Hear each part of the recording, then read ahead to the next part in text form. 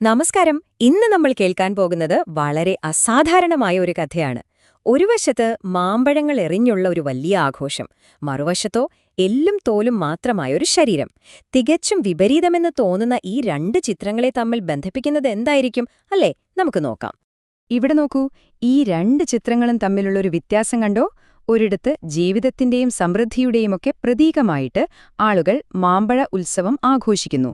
എന്നാൽ മറ്റൊരിടത്ത് ലോകത്തിലെ എല്ലാ സുഖങ്ങളും വേണ്ടെന്ന് വച്ചതിന്റെ അടയാളമായി എല്ലുകൾ മാത്രമുള്ളൊരു ശരീരം. എന്തൊരു കോൺട്രാസ്റ്റ്! അപ്പോ ഈ രണ്ടറ്റങ്ങളെയും തമ്മിൽ എങ്ങനെയാ ബന്ധിപ്പിക്കുന്നത്? അതാണ് കാരക്കൽ എന്ന പട്ടണത്തിൽ ജീവിച്ചിരുന്ന പുനിതവതി എന്ന ഒരു സ്ത്രീയുടെ അവിശ്വസനീയമായ ജീവിതകഥ.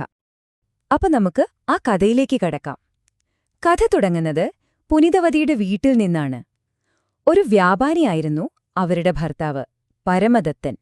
പുനിതവതിയാകട്ടെ തികഞ്ഞ ഒരു ശിവഭക്തയും. പുനിതവതിയുടെ ജീവിതം തന്നെ മാറ്റിമറിച്ചത് വളരെ സാധാരണമായി തോന്നുന്ന ഒരു സംഭവമാണ്. സംഗതി ഇത്രയുള്ളൂ: ഭർത്താവ് കടയിൽ നിന്ന് വീട്ടിലേക്ക് 2 മാമ്പഴം കൊടുത്തയച്ചു. അതിലൊന്ന് വിശന്നു വലഞ്ഞെത്തിയ ഒരു ശിവഭക്തന് അവർ കൊടുത്തു. ആ ഒരൊറ്റ കാരുണ്യപ്രവൃത്തി, അതാണ് എല്ലാത്തിനും തുടക്കമിട്ടത്. വീട്ടിലെത്തിയ ഭർത്താവ് ഒരു മാമ്പഴം കഴിച്ചു. കഴിച്ചതും പുള്ളിക്ക് മനസ്സിലായി, ഇതിന് എന്തോ ഒരു പ്രത്യേകതയുണ്ട്. ഒരു സാധാരണ മാമ്പഴത്തിന്റെ രുചിയല്ല, ഒരു ദിവ്യമായ സ്വാദ്. ഉടനെ അദ്ദേഹം ചോദിച്ചു, ഇതെന്തൊരു രുചിയാണ്? എവിടെ നിന്നായി പഴം? ആദ്യത്തേത് കഴിച്ചു കഴിഞ്ഞപ്പോ ഭർത്താവ് രണ്ടാമത്തേത് ചോദിച്ചു. പക്ഷെ അത് കയ്യിലില്ലല്ലോ. എന്തു ചെയ്യും? പുനിതവതി നേരെ ശിവനോട് പ്രാർത്ഥിച്ചു. അപ്പോഴൊരത്ഭുതം നടന്നു. അവരുടെ കയ്യിൽ ഒരു മാമ്പഴം പ്രത്യക്ഷപ്പെട്ടു. അത് ഭർത്താവിന് കൊടുത്തപ്പോൾ അവർ നടന്ന കാര്യങ്ങളെല്ലാം സത്യസന്ധമായി പറഞ്ഞു, ഇത് ഭഗവാൻ തന്നതാണ്. പക്ഷേ അദ്ദേഹത്തിന് അത് വിശ്വസിക്കാൻ പറ്റിയില്ല. അദ്ദേഹം വെറുതെ വിട്ടില്ല. പുനിതവതിയെ വെല്ലുവിളിച്ചു. അത് സത്യമാണെങ്കിൽ എന്റെ കൺമുന്നിൽ വെച്ചു ഒരെണ്ണം കൂടി വരുത്തൂ. അങ്ങനെ പുനിതവതി വീണ്ടും പ്രാർത്ഥിച്ചു. അതാ വീണ്ടും കയ്യിൽ ഒരു മാമ്പഴം. പക്ഷെ ഇത്തവണ അത് ഭർത്താവിന്റെ കയ്യിൽ കൊടുത്തതും അത് അപ്രത്യക്ഷമായി. ആ ഒരൊറ്റ നിമിഷം കൊണ്ട് അദ്ദേഹത്തിന്റെ സംശയമെല്ലാം മാറി. പകരം അവിടെ ഭയം നിറഞ്ഞു. അപ്പോ ആ ഒരൊറ്റ അത്ഭുതം അവരുടെ ജീവിതത്തെ മൊത്തത്തിൽ മാറ്റിമറിച്ചു. ഒരു ഭാര്യയെ ഭർത്താവ് ആരാധിക്കാൻ തുടങ്ങിയാൽ എങ്ങനെയിരിക്കും? അതാണ് സംഭവിച്ചത്. പിന്നീട് നടന്നത് ശരിക്കും വിചിത്രമായ കാര്യങ്ങളാണ്.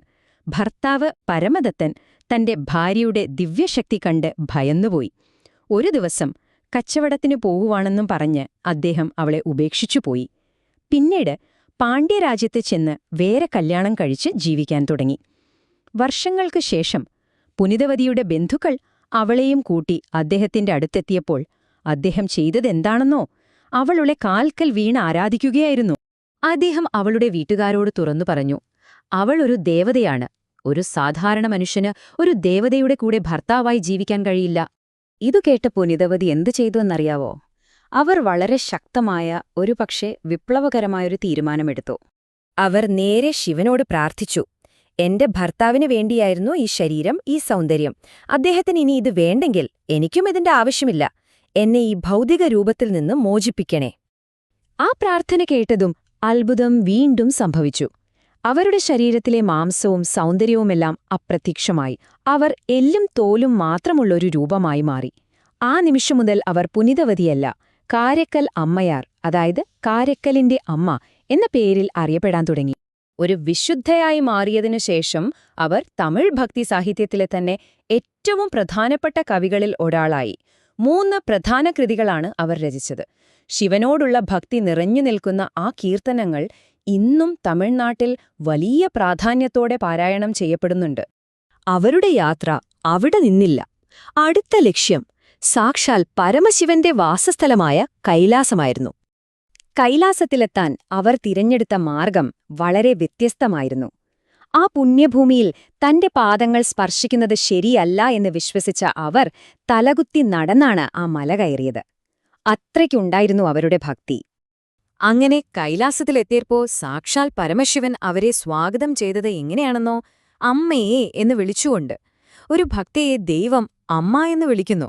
അതിനു മറുപടിയായി അവർ അപ്പ എന്ന് വിളിച്ചു, അതായത് അച്ഛാന്ന്. അവിടെ അവർ ദൈവവും ഭക്തയും എന്നതിലുപരി അച്ഛനും മകളുമായി മാറി. ശിവനിൽ നിന്ന് ലഭിച്ച ഈ ഒരു അംഗീകാരം കാരക്കൽ അമ്മയാരുടെ പൈതൃകത്തിന് ഒരു പുതിയ മാനം നൽകി. അവരുടെ സ്വാധീനം ഇന്ത്യയിൽ ഒതുങ്ങി നിന്നില്ല. അവർ ശിവനോട് ഒരൊറ്റ കാര്യമേ ആവശ്യപ്പെട്ടുള്ളൂ. അത് മോക്ഷമോ സ്വർഗമോ ആയിരുന്നില്ല. മറിച്ച് ശിവന്റെ പ്രപഞ്ച നൃത്തമായ ഊഴിക്കൂത്ത് എപ്പോഴും കണ്ടുകൊണ്ടിരിക്കാനുള്ള അനുഗ്രഹം. ആ ദൈവിക നൃത്തം കാണുന്നതിലെ ആനന്ദം, അത് മാത്രമായിരുന്നു അവരുടെ ലക്ഷ്യം. ഇന്ന് ഇന്ത്യയിൽ മാത്രമല്ല, ലോകത്തിന്റെ പല ഭാഗങ്ങളിലും കാരക്കലമ്മയാരെ ആരാധിക്കുന്നുണ്ട്.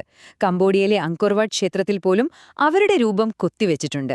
അവിടെയൊക്കെ പണ്ടേശ്രീ, അതായത് പുരാതന മാതാവ് എന്ന പേരിലാണ് അവർ അറിയപ്പെടുന്നത്. ഇനി ഏറ്റവും പ്രധാനപ്പെട്ടൊരു കാര്യം, ശൈവമതത്തിലെ 63 നായനാർമാർ എന്ന് പറയുന്ന വിശുദ്ധന്മാരുണ്ട്. ആ കൂട്ടത്തിൽ 1-ാം സ്ഥാനത്ത് കണക്കാക്കപ്പെടുന്നത് കാരക്കൽ അമ്മയാരെയാണ്. അവരാണ് ആ കൂട്ടത്തിലെ ഏക വനിതയും ഏറ്റവും മുതിർന്ന വ്യക്തിയും. അപ്പൊ കാരക്കൽ അമ്മയാരുടെ ഈ കഥ നമ്മളെ ഒരു വലിയ ചോദ്യത്തിനു മുന്നിൽ നിർത്തുന്നുണ്ട്. എപ്പോഴാണ് നമ്മൾ ഭംഗിയെന്ന് കരുതുന്ന ലൗകികമായ കാര്യങ്ങൾ ഉപേക്ഷിക്കുന്നത്, ഭക്തിയുടെ ഏറ്റവും വലിയ പ്രവൃത്തിയായി മാറുന്നത്? എന്താണ് യഥാർത്ഥ സൗന്ദര്യം? എന്താണ് യഥാർത്ഥ ഭക്തി? ഇതൊന്ന് ആലോചിച്ചു നോക്കാവുന്നതാണ്. പ്രൊഫ്. ഡോക്ടർ ഇരേരാസ്